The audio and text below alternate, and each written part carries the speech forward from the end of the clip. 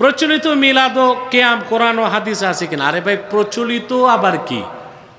নামাজ যেটা কোনটা প্রচলিত, নামাজ কোনটা যেটার প্রচলন আগে ছিল, এখনো আছে, সামনে থাকবে?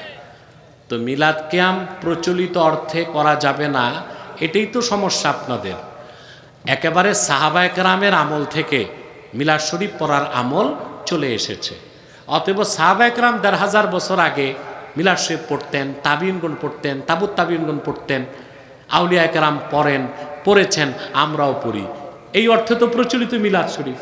আর এই প্রচলিত মিলাদ শরীফ পড়াই তো তাইলে সওয়াব বলে গণ্য হবে, অপ্রচলিত নিয়মে চলবে না।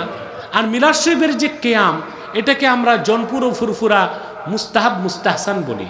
করলে সওয়াব, না করলে গুনাহ নাই। তবে কেউ যদি না বুঝে বেদাত শিরক বলে, সে গোমরাহ এবং ফিতনাবাজ।